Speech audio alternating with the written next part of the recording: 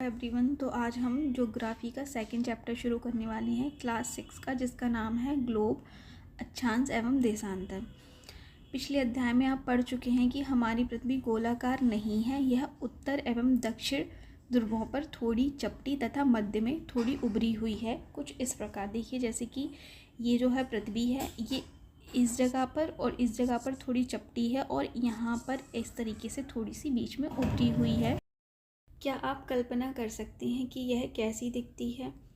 इस संबंध में जानकारी प्राप्त करने के लिए आप अपनी कक्षा में सावधानीपूर्वक ग्लोब को देखिए।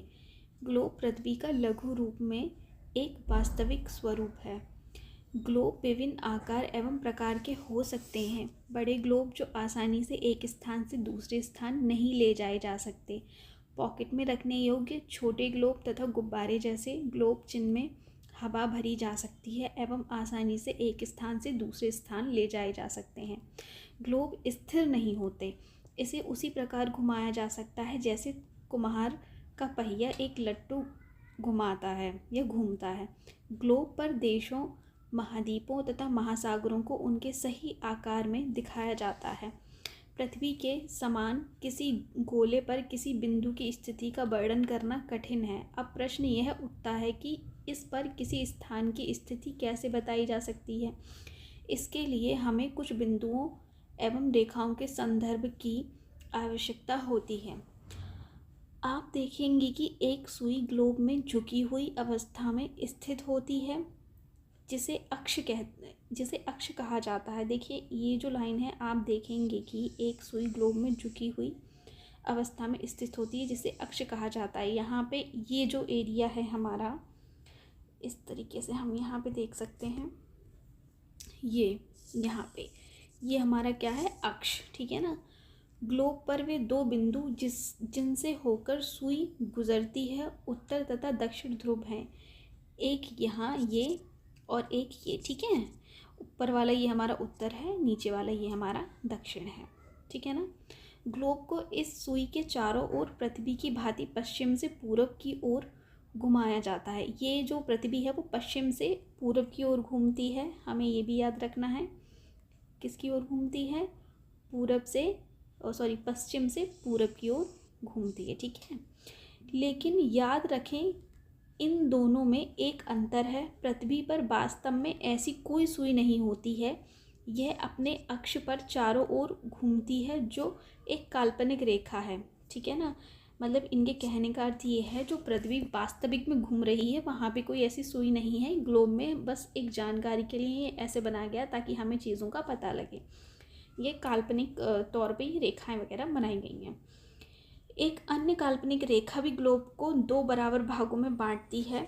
इसे विषुवत वृत्त कहा जाता है। देखिए, ये जो लाइन है ना, ये वाली, एक अन्य काल्पनिक रेखा ग्लोब को दो बराबर भागों में बांटती है। इसे विषुवत वृत्त कहा जाता है, ठीक है। क्या कहा जाता है? विषुवत वृत्त कहा जाता है। कि विषुवत वृत्त जो है, हम यहाँ पे देख सकते हैं, ये वाली लाइन जो है, जो पृथ्वी को दो बराबर भागों में बांट रही है, ये इस तरीके से, ठीक है ना। जैसे मान लो ये हमारी पृथ्वी है और यहाँ बीच में जो लाइन है ना, पृथ्वी के मध्य में जो लाइन है, वो हमारी क्या है, विषुवत वृत्त। ये पृथ्वी को क्या करती है, दो पार्ट्स में डिवाइड करती है, ठीक है ना। आगे चलते हैं। पृथ्वी के उत्तर में स्थित आधे भाग को उत्तरी गोलार्ध तथा दक्षिण वाले आधे भाग को दक्षिणी गोलार्ध कहते हैं। देखिए, मैं यहाँ समझा देती हूँ आपको कि ये जो विषुवत वृत्त जो लाइन है हमारी, जो कि पृथ्वी को दो पार्ट्स में बांट रही है, तो जो पृथ्वी का ऊपरी भाग है, उत्तर वाला भाग जो है, उसको हम क्या बोलेंगे, उत्तरी गोलार्ध, और नीचे वाले हिस्से को हम क्या बोलेंगे, दक्षिणी गोलार्ध, ठीक है ना।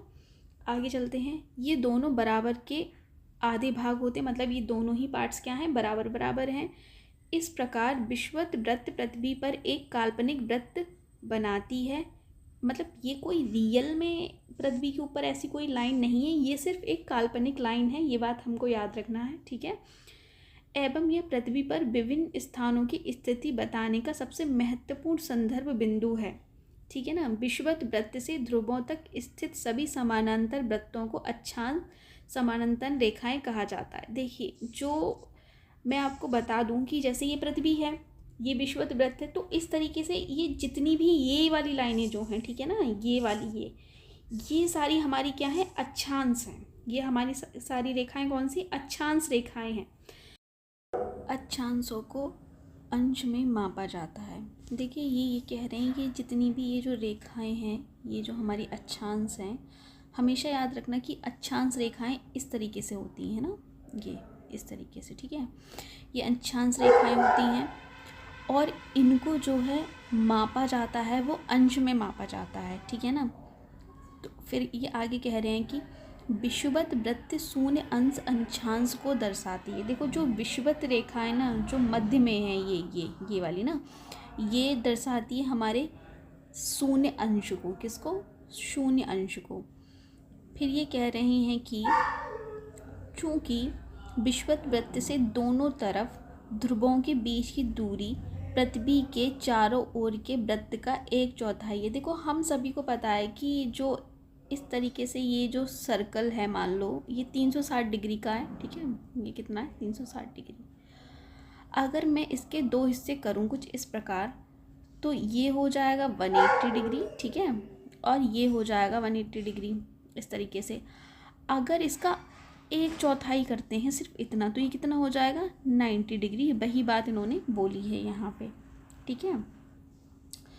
आगे चलते हैं। दूरी चारों ओर वृत्त के 1/4 है, ठीक है। इस अतः इसका माप होगा 360 अंश का 1/4 यानी 90 अंश। इस प्रकार 90 अंश उत्तरी अक्षांश उत्तरी अक्षांश उत्तर ध्रुव को दर्शाता है तथा 90 अंश दक्षिणी अक्षांश दक्षिण ध्रुव को। देखो जो ये जो इतना है यहाँ पे, ये जो इन्होंने लिखा है, इसको सीधी सीधी भाषा में हम समझ लेते हैं।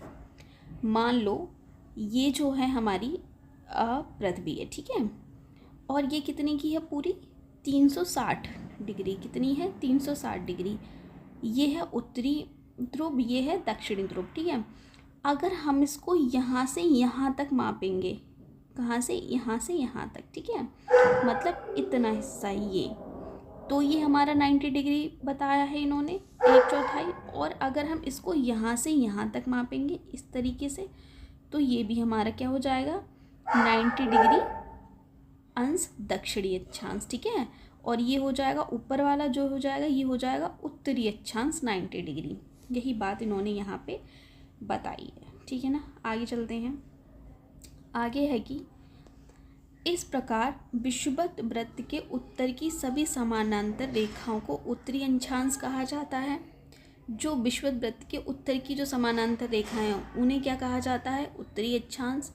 तथा विषुवत वृत्त की दक्षिण स्थिति सभी समानांतर रेखाओं को दक्षिणी अक्षांश कहा जाता है। देखो जो विषुवत वृत्त से नीचे की हैं, ठीक है, वो सारी हैं हमारी दक्षिणी अक्षांश, और ये ऊपर वाली हैं ये हमारी क्या है, उत्तरी अक्षांश। इस तरीके से हम समझ सकते हैं। आगे चलते हैं। ये कह रहे हैं इसीलिए प्रत्येक अक्षांश के मान के साथ उसकी दिशा यानी उत्तर या दक्षिण को भी लिखा जाता है। देखिए जब आप ये विषुवत वृत्त को देखेंगे, ठीक है, ये तो होता ही है 0 डिग्री।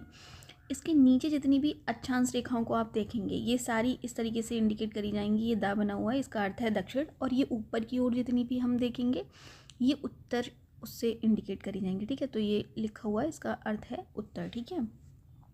सामान्यतः इसे उत्तर या दक्षिण अक्षर से व्यक्त किया जाता है, जैसे कि मैंने अभी आपको बताया। उदाहरण के लिए महाराष्ट्र में चंद्रपुर एवं ब्राज़ील, दक्षिण अमेरिका में बेलो हॉरिजॉन्टे दोनों एक ही अक्षांश 20 अंश पर स्थित हैं। देखिए ये चीज़ जो है ये हम मैप के उससे समझेंगे, इन्होंने उदाहरण दिया है, ठीक है ना। लेकिन चंद्रपुर विषुवत वृत्त के 20 अंश उत्तर में एवं बेलो हॉरिजॉन्टे विषुवत वृत्त के 20 अंश दक्षिण में स्थित है, ठीक है। इसीलिए हम कहते हैं कि चंद्रपुर 20 उत्तरी अक्षांश पर तथा बेलो हॉरिजॉन्टो 20 दक्षिण अक्षांश पर स्थित है। देखिए इसे ना अंडरलाइन कर लीजिए फ़िलहाल अभी के लिए आप, जब हम मैपिंग करेंगे उस टाइम पे इस चीज़ को समझेंगे। बाकी ये थियोरेटिकल है, ये आप समझते चलना। चित्र 2.2 से स्पष्ट है कि जैसे जैसे हम विषुवत वृत्त से दूर जाते हैं अक्षांश का आकार घटता जाता है। देखिए ये कह रहे हैं जैसे जैसे हम विषुवत वृत्त से दूर जाएंगे, मान लो ये विषुवत वृत्त है और हम इससे क्या कर रहे हैं, दूर जा रहे हैं। क्या कर रहे हैं, दूर जा रहे हैं तो क्या होगा, विषुवत वृत्त से दूर जाते हुए अक्षांशों का आकार, जो अक्षांशों का जो आकार है वो क्या है, घटता जाता है ना, घटता जाता है। मान लीजिए ये पृथ्वी है, अब इस पे क्या है, ये अक्षांश रेखाएं हैं, तो ये जो बीच वाली है ना 0 डिग्री, ये तो होती ही बड़ी है क्योंकि ये बीचों बीच है, हमारी पृथ्वी सबको पता है कि बीच से उभरी हुई है, तो इसका साइज़ जो है ये थोड़ी सी लंबी होगी। जैसे ही विषुवत वृत्त से ऊपर की अक्षांश रेखाओं पे जाएंगे या नीचे की दक्षिणी अक्षांश रेखाओं पे जाएंगे तो उनका आकार क्या होगा, घटता जाएगा। वही बात इन्होंने यहाँ पे कही है। ठीक है, आगे चलते हैं। महत्वपूर्ण अक्षांश समानांतर रेखाएं। विषुवत वृत्त 0 डिग्री, उत्तर ध्रुव 90 उत्तर तथा दक्षिण ध्रुव 90 दक्षिण के अतिरिक्त 4 महत्वपूर्ण अक्षांश समानांतर रेखाएं और भी हैं। देखिए ये कह रहे हैं कि जो हमारा एक तो विषुवत वृत्त है जो कि 0 डिग्री है, जो कि मध्य में है। ठीक है, उसकी ओर अगर हम उत्तर की ओर जाएंगे तो 90 डिग्री उत्तरी तथा दक्षिण में जाएंगे तो 90 डिग्री दक्षिणी, ये दोनों और महत्वपूर्ण हैं। और उसके अलावा 4 महत्वपूर्ण अक्षांश और भी हैं जिनका हम अध्ययन आगे करते हैं। ठीक है, ये कह रहे हैं कि नंबर 1, उत्तरी गोलार्ध में कर्क रेखा जो कि कितनी है, 23.5 डिग्री उत्तरी। देखो हम यहाँ समझ सकते हैं इस तरीके से, जैसे मान लो ये विषुवत रेखा है। ठीक है, ये क्या है, इसको कलर चेंज कर लेते हैं पहले, थोड़ा सा आसानी हो जाएगी। देखो ये जो है विषुवत वृत्त है। ठीक है, अब मान लो हम गए उत्तर साइड, कितने गए, उत्तर साइड, तो जो 23.5 डिग्री उत्तरी अक्षांश जो है वो तो हमारी क्या है, कर्क रेखा है। ठीक है, और हम अगर इसके ठीक अपोजिट मतलब दक्षिण में जाते हैं, दक्षिण साइड जब हम जाएंगे तो 23.5 डिग्री हमें क्या मिल जाएगी, मकर रेखा। देखिए ये बात समझने वाली है क्योंकि ये क्वेश्चन एग्जाम में बहुत पूछा जाता है कि कर्क रेखा जो है किन किन राज्यों से होकर गुजरती है ना, तो यहाँ पे ये समझने वाली बात है कि जो हमारी जो कर्क रेखा है वो उत्तर में है। ठीक है, उत्तरी अक्षांश में है। मकर रेखा क्या है, दक्षिणी अक्षांश है। और ये कितनी है, जो कर्क रेखा है वो 23.5 डिग्री उत्तरी अक्षांश और जो मकर रेखा है वो 23.5 डिग्री दक्षिणी अक्षांश। ठीक है, ये बात ध्यान रखना आप लोग। आगे चलते हैं। विषुवत वृत्त के इसको क्या है, अंडरलाइन कर लेते हैं, ये ज़रूरी है। उसके बाद है कि विषुवत वृत्त के 66.5 डिग्री उत्तर में उत्तर ध्रुव वृत्त, विषुवत रेखा के 66.5 डिग्री दक्षिण में दक्षिणी ध्रुव। देखिए ये इस बात को भी हम यहाँ से समझ सकते हैं, जैसे कि ये जो है कितना है, ये वाला 66.5 डिग्री और ये हो गया उत्तर में 66.5 डिग्री। ठीक है, तो हमें ये बात याद रखना कि जो उत्तर वाला ध्रुव है वो है हमारा 66.5 डिग्री और दक्षिण में अगर हम बात करेंगे दक्षिणी ध्रुव की, वो भी हमारा दक्षिण में क्या है, 66.5 डिग्री। तो ये बात यहाँ से आप सभी को क्लियर हो गई होगी। आगे चलते हैं। पृथ्वी के ताप कटिबंध, कर्क रेखा एवं मकर रेखा के बीच के सभी अक्षांशों पर सूर्य वर्ष में एक बार दोपहर में सिर के ठीक ऊपर होता है। देखिए इनका कहने का मतलब है जो हमारी उत्तर रेखा है एवं मकर रेखा है, ठीक है, उत्तर रेखा और मकर रेखा, जैसे कि अभी हमने पढ़ा, मान लीजिए कि ये हमारी पृथ्वी हो गई। ठीक है, ये हमारा विषुवत वृत्त हो गया 0 डिग्री। ठीक है, तो इधर साइड ये मकर रेखा हो जाएगी 23.5 डिग्री और ऊपर की ओर जो हम दक्षिण में देखेंगे तो ये हमारी कर्क रेखा हो जाएगी 23.5 डिग्री। ठीक है, कितनी हो जाएगी, 23.5 डिग्री। तो और ये भी 23.5 डिग्री हो जाएगी। तो ये जो कह रहे हैं इनके कहने का अर्थ यह है कि कर्क रेखा एवं मकर रेखा के बीच के सभी अक्षांशों पर, तो इनके बीच में जितने भी अक्षांश होंगे यहाँ पे है ना, जितनी भी अक्षांश रेखाएं होंगी जो कि काल्पनिक है हमारी, अक्षांशों पर सूर्य वर्ष में एक बार क्या करेगा, सूर्य जो है वो वर्ष में एक बार दोपहर में सिर के ठीक ऊपर होता है। तो इनके मतलब ये जो अक्षांश रेखाएं हैं, जो कर्क रेखा और मकर रेखा के बीच में जितनी भी अक्षांशें हैं उनके ऊपर सूर्य क्या होता है, दोपहर में वर्ष में एक बार ठीक सिर के ऊपर होता है। इसलिए इस क्षेत्र में सबसे अधिक ऊष्मा प्राप्त होती है तथा इसे उष्णकटिबंधीय कहा जाता है। देखिए ये बात जो है बहुत ही ज़रूरी है, हम मतलब याद रखने योग्य है कि जो कर्क रेखा है और मकर रेखा के बीच की जितनी भी अक्षांश रेखाएं हैं, ठीक है, उसके बीच का जितना भी एरिया है कर्क रेखा और मकर रेखा के बीच का, उसको हम क्या कहेंगे, उष्णकटिबंधीय क्षेत्र। ठीक है, क्या कहेंगे, उष्णकटिबंध क्षेत्र। आगे चलते हैं। कर्क रेखा तथा मकर रेखा के बाद किसी भी अक्षांश पर दोपहर का सूर्य कभी भी सिर के ऊपर नहीं होता। देखिए, कर्क रेखा के ठीक ऊपर या कर्क रेखा के ठीक नीचे सूर्य की जो किरणें हैं ना, वो दोपहर में कभी भी सिर के ऊपर नहीं होती। सिर्फ कर्क रेखा और मकर रेखा के बीच में जो क्षेत्र, जैसे हम उष्णकटिबंध कहते हैं, उसके ऊपर सूर्य की किरणें जो हैं सिर के ऊपर सीधी पड़ती हैं। ध्रुव की तरफ सूर्य की किरणें तिरछी होती हैं। देखो, ये भी बात याद रखना कि जो ध्रुव की तरफ सूर्य की किरणें क्या होंगी, तिरछी होती जाती हैं। इसी प्रकार उत्तरी गोलार्ध में कर्क रेखा एवं उत्तरी ध्रुव वृत्त तथा दक्षिणी गोलार्ध में मकर रेखा एवं दक्षिणी ध्रुव वृत्त के बीच वाले क्षेत्र का तापमान क्या है, हमारा मध्यम रहता है। इसीलिए इसे क्या कहते हैं, शीतोष्ण कटिबंधी कहा जाता है। देखिए, हम समझते हैं इस तरीके से। देखिए, ऐसे मान लो ये हमारी जो है अर्थ है, ठीक है, ये हमारा 20 का विषुवत वृत्त हो गया, ये जो हो गई हमारी कर्क रेखा, ये हो गई हमारी मकर रेखा। तो ये वाला जो एरिया है ना इसके बीच का, ये तो हो जाएगा उष्णकटिबंधी।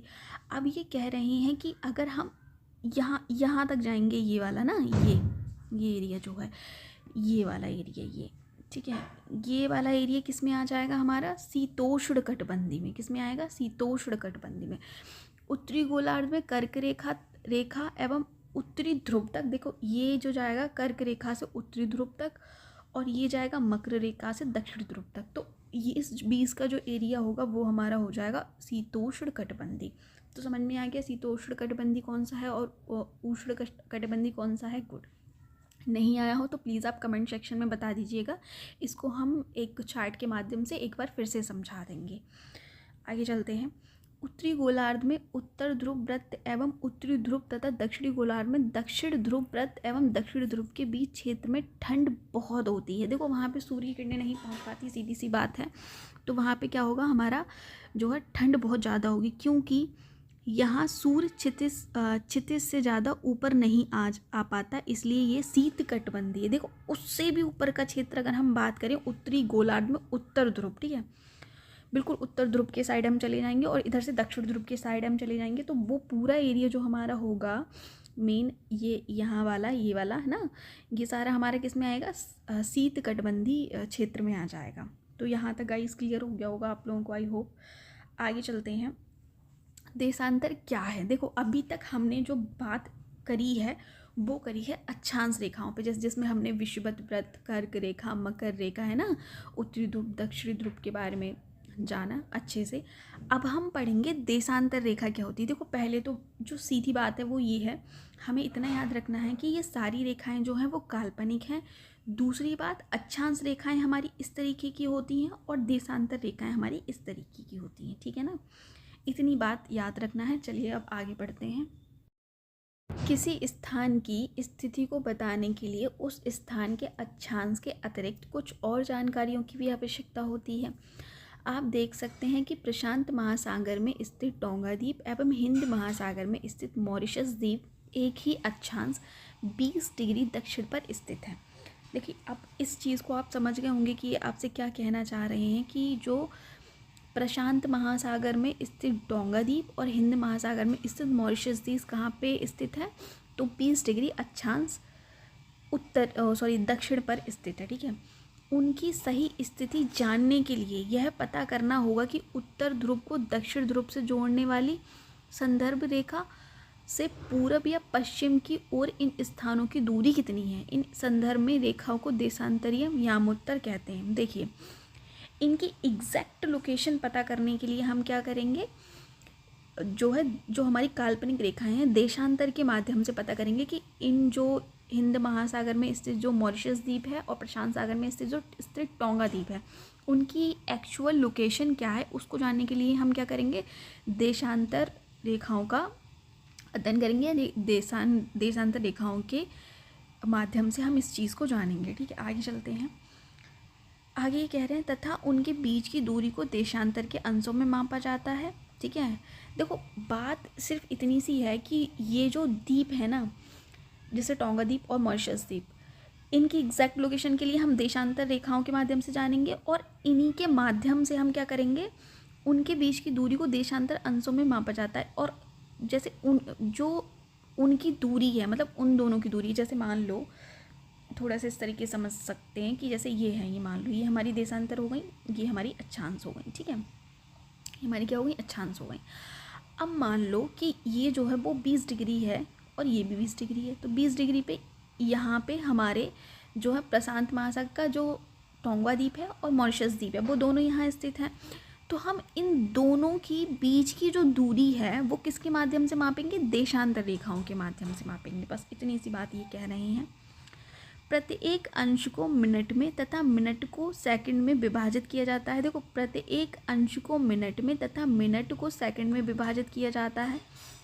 ये अर्धवृत्त हैं, ये क्या हैं, अर्धवृत्त हैं, तथा उनके बीच की दूरी ध्रुवों की तरफ बढ़ने पर घटती जाती है ना, और ध्रुवों पर शून्य हो जाती है जहाँ भी देशांतरीय यामोत्तर आपस में मिलती हैं। देखिए, सीधी सी बात ये है कि ये जो हमारी हैं ये वाली, ठीक है, ये हमारी क्या है, देशांतर रेखाएं हैं। क्या है, देशांतर रेखाएं हैं। तो आप एक चीज़ नोटिस कर रहे होंगे कि जो विषुवत वृत्त है, यहाँ पर जो इनके बीच का गैप है ये सबसे ज़्यादा है।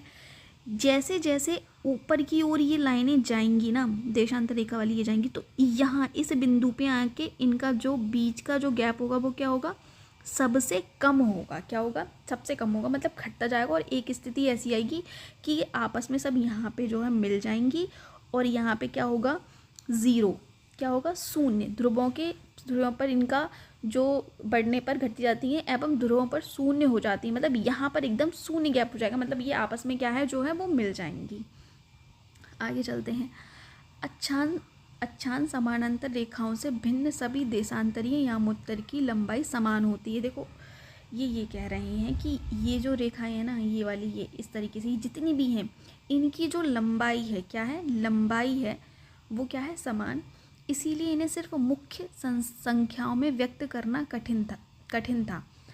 तब सभी देशों ने निश्चय किया कि ग्रीनविच, जहां ब्रिटिश राजकीय वेधशाला स्थित, से गुजरने वाली यामोत्तर से पूर्व और पश्चिम की ओर गिनती शुरू की जाए। यह यामोत्तर को प्रमुख यामोत्तर कहा जाता है। देखिए, सबसे पहली बात ये है कि ये जो हमारी बीच वाली है, ये यामोत्तर वाली ना, ये प्रमुख यामोत्तर है हमारी। और ये कहाँ स्थित है, तो ये स्थित है ग्रीनविच, ठीक है, जहाँ ब्रिटिश राजकीय वेधशाला स्थित है। ठीक है, क्या स्थित है, ग्रीनविच में, जहाँ ब्रिटिश राजकीय वेधशाला स्थित है। अब यहाँ से अगर आप उत्तर की ओर जाओगे या आप दक्षिण की ओर, सॉरी, अगर आप पूर्व की ओर जाओ या पश्चिम की ओर जाओ, दोनों में से किसी भी दिशा की ओर जाओ, तब क्या जाने पर क्या होगा, इनकी गिनती शुरू होगी। मतलब इधर से हम इनको काउंट कर सकते हैं और इधर से हम इनको काउंट कर सकते हैं, ठीक है। और इस यामोत्तर को प्रमुख यामोत्तर माना जाता है। बेसिकली कहने का मतलब ये है, इनका जो बीच वाली लाइन है यहाँ पे हमारी देशांतर, वो प्रमुख यामोत्तर है, जो कि कहाँ स्थित है, ग्रीनविच, जहाँ ब्रिटिश की राजकीय वेधशाला है। अगर इससे हम उत्तर की ओर जाते हैं और सॉरी, इधर से अगर हम पश्चिम की ओर जाते हैं और पूर्व की ओर जाते हैं, तो हम इधर से काउंट करेंगे पश्चिम की ओर, इधर करेंगे पूर्व की ओर। कहने का अर्थ सिर्फ इतना सा है, ठीक है। बाकी आपको जो याद रखने वाली बात है वो यही है कि ये कहाँ स्थित है, इसको क्या कहा जाता है, ठीक है। आगे चलते हैं। इसका मान 0 डिग्री देशांतर है। जिस तरीके से हमने विषुवत वृत्त के बारे में पढ़ा था, वो भी 0 डिग्री थी। ये भी हमारी क्या है, इसका जो मान है वो क्या है, 0 डिग्री देशांतर है। तथा यहाँ से हम 180 डिग्री पूरब या 180 डिग्री पश्चिम तक गणना करते हैं। हम कितना करते हैं, 180 डिग्री पूरब तथा 180 डिग्री पश्चिम तक गणना करते हैं। देखो, मैंने आगे समझाया था कि जैसे जो अर्थ है हमारी, वो पूरी 360 डिग्री है। क्या है, 360 डिग्री है, इस तरीके से मान लो। तो हमने जब ऊपर देखा था तो इतना एरिया क्या था हमारा, 90 डिग्री। इतना, ये यहाँ का 90 डिग्री, यहाँ से हम यहाँ कर रहे थे तो भी 90 डिग्री, यहाँ से हम यहाँ कर रहे थे तो भी 90 डिग्री। अब इन दोनों का प्लस करोगे तो ये कितना हो जाएगा, 180 डिग्री। तो जब आप इसको इस तरीके से करोगे, इस तरीके से बांटोगे, तो ये 180 डिग्री की हो जाएंगी, ठीक है ना। आगे चलते हैं हम।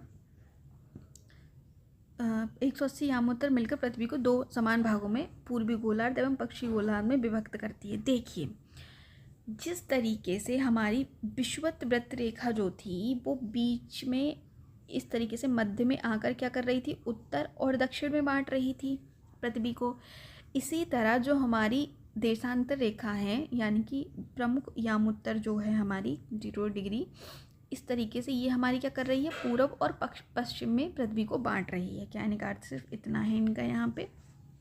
इसीलिए किसी स्थान के देशांतर के आगे पूरब के लिए अक्षर पू तथा पश्चिम के लिए अक्षर पा का उपयोग करते हैं। यह जानना रोचक होगा कि 180 डिग्री पूरब और 180 डिग्री पश्चिम यामोत्तर एक ही रेखा पर स्थित है।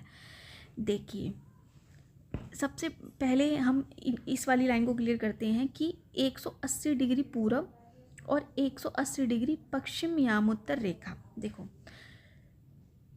जो यामोत्तर रेखा है ये वाली, ठीक है, ये प्रमुख 180 डिग्री, ठीक है, ये सारी रेखाएं हमारी ये वाली, ये जो देशांतर वाली हैं, ये सारी 180 डिग्री की मान के चल लो। अब इनके कहने का मतलब सिर्फ इतना सा है कि पूरब में जितनी भी हैं, मतलब पूरब की ओर ये जितनी भी जा रही हैं वो पू से इंडिकेट होंगी, ठीक है, और पश्चिम की ओर जितनी भी जा रही हैं ये पश्चिम से। देखो यहाँ पे मैं थोड़ा सा चेंज कर लेती हूँ कलर को, थोड़ा सा समझने में कठिनाई हो रही होगी।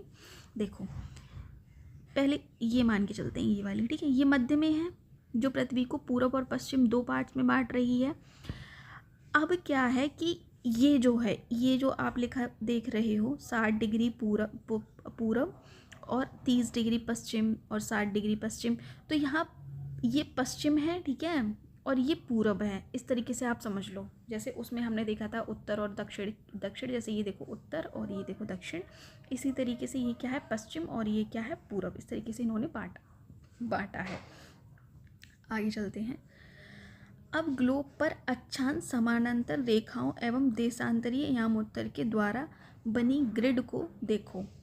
अगर आपको किसी स्थान के अक्षांश एवं देशांतर की सही जानकारी हो तो ग्लोब पर आप उस स्थान का पता आसानी से लगा सकते हैं। उदाहरण के लिए असम में धुबरी 26 डिग्री उत्तर अक्षांश एवं 90 डिग्री पूरब देशांतर पर स्थित है। देखिए, इनके कहने का मतलब सिर्फ इतना है कि अब हमें अगर किसी जगह का पता लगाना है तो हम देशांतर और अक्षांश रेखाओं के माध्यम से उसकी एकदम एग्जैक्ट लोकेशन पता कर सकते हैं कि वो एग्जैक्ट उत्तर दक्षिण में है, सॉरी उत्तर पश्चिम में है या उत्तर पूरब में है या दक्षिण पश्चिम में है या दक्षिण पूरब में है बेसिकली, ठीक है। क्योंकि अगर ये काल्पनिक रेखाएं नहीं होंगी तो हम एक एग्जैक्ट लोकेशन का पता नहीं कर पाएंगे, इसीलिए इन काल्पनिक रेखाओं के माध्यम से अब हम अच्छे से जगह का पता कर सकते हैं कि वो एग्जैक्ट किस लोकेशन पर स्थित है, ठीक है। जैसे कि इन्होंने उदाहरण दे दिया कि असम में जो धुबरी जगह है, क्या है, जो धुबरी जगह है वो 26 डिग्री उत्तरी अक्षांश एवं 90 डिग्री पूर्वी देशांतर पर स्थित है, ठीक है ना। ओके, आगे चलते हैं। अब उस बिंदु को देखें जहां ये दोनों रेखाएं एक दूसरे को काटती हैं। यह बिंदु धुबरी की सही स्थिति को दर्शाएगा या होगा, ठीक है। इनके कहने का मतलब है, मान लो ये जो है हमारी इस तरीके से समझ लेते हैं। मान लो ये हमारी क्या है, एक देशांतर रेखा है, ठीक है, जो कि कितनी है 90 डिग्री पूरब, इसको मान के चलते हैं। और मान लो ये हमारी क्या है, उत्तरी है, जो 26 डिग्री उत्तरी अक्षांश है। अब जहाँ ये दोनों आपस में एक दूसरे को काटती हैं, जहाँ क्या कर रही हैं, काट रही हैं, वही एग्जैक्ट लोकेशन हमारी क्या होगी, धुबरी की होगी। बस इन्होंने इतना सा यहाँ पे समझाया है।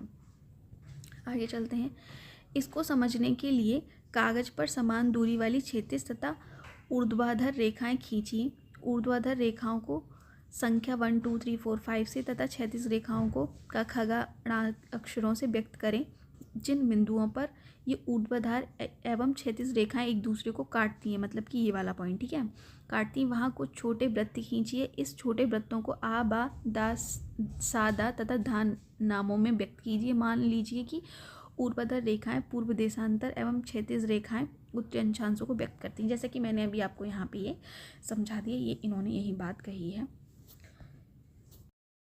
देखिए इस चार्ट के माध्यम से हम थोड़ा सा ये जान सकते हैं यहाँ पे कि जैसे ये वाली लाइन है, देखो ये जो उन्होंने बताया था ग्रीनविच, ठीक है, ग्रीनविच में स्थित है ये वाली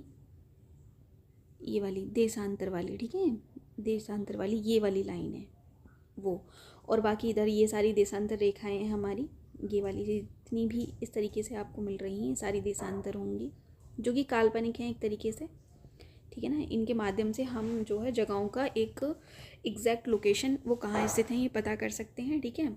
और बाकी जितने भी चार्ट्स इसमें आ रहे हैं ये सारे हम मैप के माध्यम से नेक्स्ट वीडियो में समझेंगे, अभी हम सिर्फ थ्योरी को कवर कर रहे हैं, ठीक है। आगे चलते हैं, देखेंगे कि वृत्त आखा उत्तरी अक्षांश तथा 1 डिग्री पूर्वी देशांतर पर स्थित है, अन्य वृत्तों की स्थिति ज्ञात करें। देखिए ये अब आपको अच्छे से समझ में आ गया होगा। अब थोड़ा टाइमिंग के बारे में इन्होंने बताया कि क्या है उसको समझते हैं। देशांतर और समय को मापने का सबसे अच्छा साधन पृथ्वी, चंद्रमा एवं ग्रहों की गति है। सूर्योदय एवं सूर्यास्त प्रतिदिन होता है, अतः स्वाभाविक ही है कि यह पूरे विश्व में समय निर्धारण का सबसे अच्छा साधन है। स्थानीय समय का अनुमान सूर्य के द्वारा बनने वाली परछाई से लगाया जा सकता है, जो दोपहर में सबसे छोटी एवं सूर्योदय तथा सूर्यास्त के समय सबसे लंबी होती है। ग्रीनविच पर स्थित प्रमुख यामोत्तर पर सूर्य जिस समय आकाश के सबसे ऊंचे बिंदु पर होगा, उस समय यामोत्तर पर स्थित सभी स्थानों पर दोपहर होगी। देखिए जो अगर हम बात करें, हर जगह पर सेम टाइमिंग नहीं होती है, ठीक है ना। जैसे हमने उष्णकटिबंधीय क्षेत्र पढ़ा, शीतोष्ण पढ़ा, शीत पढ़ा, उसमें अलग अलग टाइम पे अलग अलग जो है सूर्य का जो है प्रकाश पड़ेगा, ये बात तो पता ही होगी। ग्रीनविच पर स्थित प्रमुख यामोत्तर पर सूर्य जिस समय आकाश के सबसे ऊंचे बिंदु पर होगा, उस समय यामोत्तर पर सीधी सभी स्थानों पर दोपहर होगी, ठीक है। चूँकि पृथ्वी पश्चिम से पूरब की ओर चक्कर लगाती है, देखो ये बात सभी को पता है कि पृथ्वी क्या करती है, पश्चिम से पूरब की ओर घूमती है। अब मैं थोड़ा सा आपको समझाने की कोशिश करती हूँ। लाइक ये है अर्थ, ठीक है, और ये क्या कर रही है, पूरब से पश्चिम की ओर क्या कर रही है, रोटेट कर रही है, घूम रही है। अब मान लो ये सन है हमारा, क्या है, सन है हमारा, ठीक है। अब ये अगर रोटेट करेगी, मान लो ये रोटेट करेगी, तो इसकी जो ये इस तरीके से रोटेट करेगी, तो ये सूर्य तो अपनी जगह स्थिर है ना, सूर्य क्या है, अपनी तरह स्थिर है। तो जैसे जैसे ये रोटेट करेगी वैसे वैसे इसका जो एरिया है वो कभी ये वाला पार्ट सूर्य के सामने होगा, कभी ये वाला, कभी ये वाला, कभी ये वाला, है ना। इस तरीके से हम समझ रहे होंगे। लेकिन याद रखो हमारी अर्थ जो है वो कुछ इस तरीके से रोटेट करती है, इस तरीके से। तो जो किरणें हैं ना वो इस बिंदु पर, जो मध्य एरिया है हमारा, इस पे जो है वो डायरेक्ट पड़ती हैं। ये जो है मैप के माध्यम से ज़्यादा अच्छे से समझ पाएंगे आप लोग, तो एक अलग से वीडियो आएगा उस पर हम अच्छे से डिस्कस करेंगे। उनका समय ग्रीनविच से आगे होगा। देखो पूरब की चक्कर लगाती है, बे स्थान जो ग्रीनविच के पूरब में आते हैं। देखिए बे स्थान जो ग्रीनविच के पूरब में आएंगे और उनका ग्रीनविच समय से आगे होगा, तथा जो पश्चिम में है उनका समय पीछे होगा। देखो ग्रीनविच आपको पता चल गया, ठीक है। ग्रीनविच में हमारी जो है देशांतर 0 डिग्री है, उसके अगर हम पश्चिम में जाएंगे, ठीक है, तो उनका समय पीछे होता जाएगा। यहीं हम स्थान ग्रीनविच के पूरब में जाएंगे तो उनका समय क्या होगा, आगे होता जाएगा। बस अभी इतनी सी बात आप याद रखें। समय के अंतर की दर की गणना निम्नलिखित विधि से की जा सकती है। देखिए इस तरीके से हम कर सकते हैं। पृथ्वी लगभग 24 घंटे में अपने अक्ष पर 360 डिग्री घूमती है, ठीक है, अर्थात वह 1 घंटे में 15 डिग्री एवं 4 मिनट में 1 डिग्री घूमती है। मतलब 1 घंटे में 15 डिग्री घूम जाती है और 4 मिनट में 1 डिग्री घूमती है। इस प्रकार जब ग्रीनविच में दोपहर के 12 बजते हैं, ठीक है, ग्रीनविच में क्या होंगे, दोपहर के 12 बजेंगे, तब ग्रीनविच से 15 डिग्री पूरब में समय आगे होगा। 15 × 4 = 60 मिनट, ठीक है। अगर इसी को हम करें ग्रीनविच के समय से 1 घंटा आगे, अर्थात दोपहर 1 बजा होगा। लेकिन ग्रीनविच से 15 डिग्री पश्चिम का समय ग्रीनविच से 1 घंटा पीछे होगा, यानी वहाँ सुबह के 11 बजे होंगे। मतलब कहने का अर्थ सिर्फ इतना है कि अगर ग्रीनविच लाइन ये है और ये वाला एरिया, ठीक है, तो जो हमारा पूरब में होगा, है ना, किस में होगा, पूरब में होगा, वो एक समय मतलब 1 घंटा आगे होगा, और जो पश्चिम का समय होगा ग्रीनविच के समय से, वो 1 घंटा क्या होगा, पीछे होगा। प्रकार, जब ग्रीनविच पर दोपहर के 12 बजे होंगे उस समय 180 डिग्री पर मध्य रात्रि होगी। तो 180 डिग्री पर क्या होगी, मध्य रात्रि होगी। किसी भी स्थान पर जब सूर्य आकाश में अपने उच्चतम बिंदु पर होता है दोपहर में, उस समय घड़ी में दिन के 12 बजते हैं। इस प्रकार घड़ी के द्वारा दिखाया गया समय उस स्थान का स्थानीय समय होगा। आप देख सकते हैं कि दिए गए देशांतरीय यामोत्तर पर सभी स्थानों का स्थानीय समय समान होगा। देखिए एक बार और समझाने की कोशिश करते हैं। देखो इसमें क्या है, इसमें अच्छे से समझ लेंगे एक बार फिर से। देखिए ये ग्रीनविच वाली जगह है जहाँ पर हमारी मध्य वाली देशांतर है, ठीक है। इसमें अगर हम इस तरफ जाएंगे, देखिए ये आपको प्लस प्लस प्लस प्लस दिख रहा होगा, ठीक है। तो इस साइड जाने पर टाइम क्या है, बढ़ेगा 1 घंटा, और इस टाइम पीछे अगर हम जाएंगे तो 1 घंटा क्या है, कम होता जाएगा। बस इतनी सी बात उसमें समझाई गई है, ठीक है। आप आगे चलते हैं। हम मानक समय क्यों मनाते हैं? अलग अलग यामोत्तर पर स्थित स्थानों के स्थानीय समय में अंतर होता है। उदाहरण के लिए बहुत से देशांतरों से होकर गुजरने वाली रेलगाड़ियों के लिए समय सारणी तैयार करना कठिन होगा। भारत में गुजरात के द्वारका तथा असम के डिब्रूगढ़ के स्थानीय समय में लगभग 1 घंटा 45 मिनट का अंतर होता है। इसे अंडरलाइन कर लीजिएगा यहाँ पे। इसलिए यह आवश्यक है कि देश के मध्य भाग से गुजरने वाली किसी यामोत्तर के स्थानीय समय को देश का मानक समय माना जाए। इस यामोत्तर रेखा के स्थानीय समय को पूरे देश मानक समय माना जाता है। देखो मानक समय हमें याद रखना है, किसको माना जाता है, जो हमारी देशांतर रेखा जो मध्य में है 0 डिग्री यामोत्तर रेखा जैसे बोलते हैं उसको, ठीक है। 82.5 पूरब और 82 डिग्री 30 पूरब को मानक यामोत्तर माना जाता है। देखो ये चीज़ याद रखना, एग्जाम में बहुत पूछा जाता है, ठीक है। इस यामोत्तर के स्थानीय समय को पूरे देश का मानक समय माना जाता है, ठीक है। इसे भारतीय मानक समय के नाम से जाना जाता है। भारतीय मानक समय अब आपको पता चल गया होगा।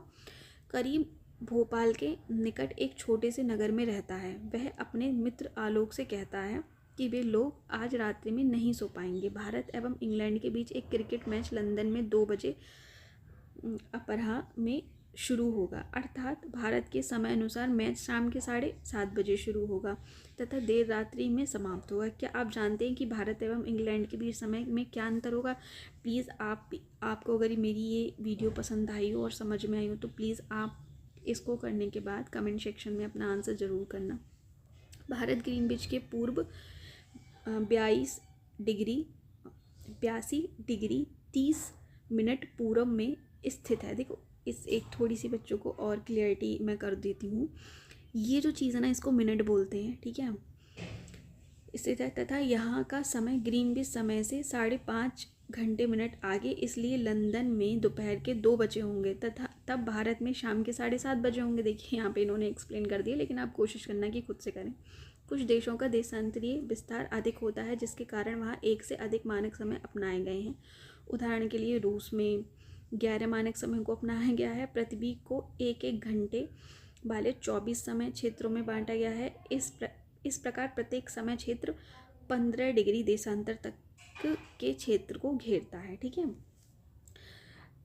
बस चैप्टर यहीं तक था। Thank you for watching this video guys. और आगे जो है आपके और भी MCQs दे रखे हैं नीचे, ठीक है, उनको कमेंट सेक्शन में उनके आंसर दीजिएगा। और अगर वीडियो अच्छी लगी हो तो प्लीज़ शेयर करिएगा एंड सब्सक्राइब करिएगा। Thank you so much for watching this video guys. Thank you so much.